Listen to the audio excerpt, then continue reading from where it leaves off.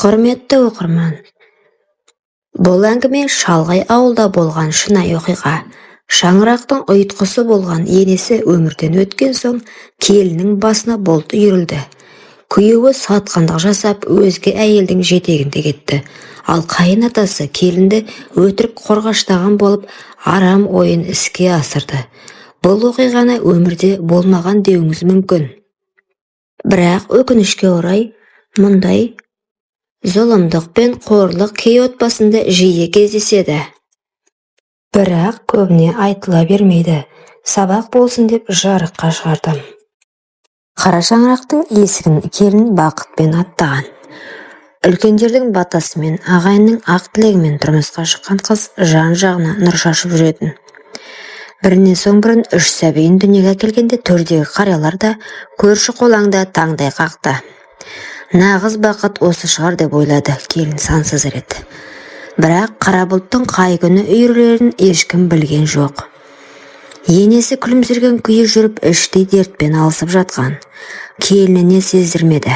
Бар уайымы отбасының тыныштығы еді. Күйеуінің мәртебесі күннен күнге өсіп, жақсы қызметке тағайындалды. Үйге сирек оралса да келгенде сыйлық әкелетін, балаларын сүйетін, келін тағдырына мың алғыс айтатын. Бәрі жақсы еді, бәрі де көзге көрінбейтін ұрланған бақытта еді. Енесінің шүңірейген көзі күн сайын солғындап бара жатты. Тіліне шағым салмады. Түнде ұрлана жылап іштен тынды. Асқазанның жанын жеген сырқат күн сайын үдеді. Бір күні түскі шай үстінде енесінің қолындағы кесесі сынып түсті. Ол еңкейген бойы қайта көтерілмеді. Ауруханаға жеткізгенмен дәрігерлер ауыр үкімі бар аяздай қарып өтті. Кешіріңіздер, асқазан рагының соңғы сатысы. Бір апта өтпей енесі бақилық болды. Қара шаңырақтың іргесі сықырлады. Көңілдер қаңырады. Келін енесінің жансыз денесін құшақтап, ащы зармен жер жастанды. Енді бұл үйде оны қорғайтын адам қалмаған еді. Жесір үйдің шаруасын жалғыз арқалаған келін күндіз күлкіден, түнде ұйқыдан айырылды. 3 балапанын жетектеп жүріп, тірліктің бар салмағын көтерді. Күйеуінің үнсіздігі жүректі мұздатты. Әуелде қызметтің қамы шығар деп адықтады өзін. Бірақ бір күні қақпадан бейтаныс жас әйел қолында баласымен бірге кірді. Жанында күйеуі: "Бұл менің баламның анасы, бұдан былай ол да осы үйдің адамы", деді күйеуі безбүйрек үнмен. Келіннің жүрегі сол сәтте тоқтап қалғандай болды. Үйдің іші бозғылт үнсіздікке көмілді. Қайната таяғын сылпылдатып табалдырыққа шықты. Көңілдес қыздың жүзіне тіке қарады.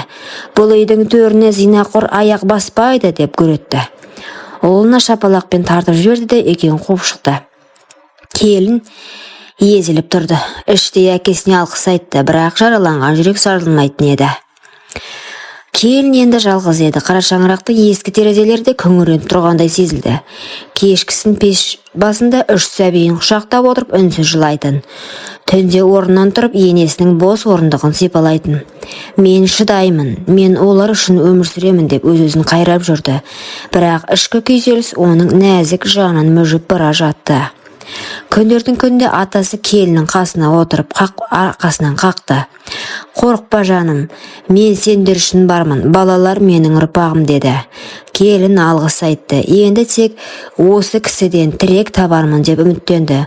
Алайда түндер өте келе атасының көзқарасы өзгере бастады. Күйеуі қолдауы мейірім емес, ашкөз құмарлыққа айнала бастаған еді.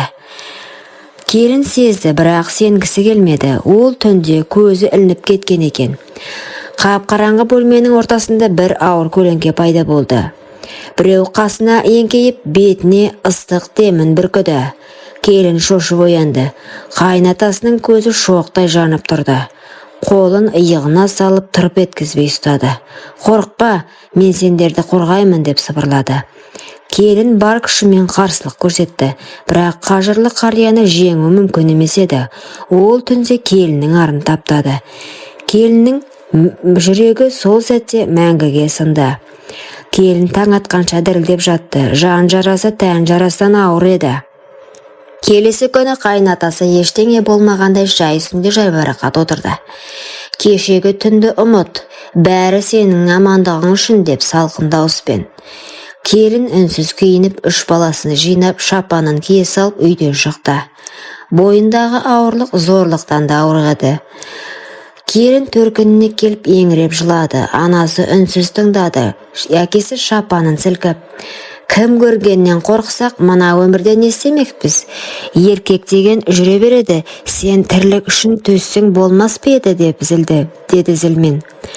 Келін тіл қатпады. 3 баласын құшақтап, төркін үйдің бұрышында бүктүсіп отырды. Ертесі үн-түнсіз кетіп қалды. Қаланың шетіне бір ескі жатақханада бөлме жалдады. Жұмысқа тұрды.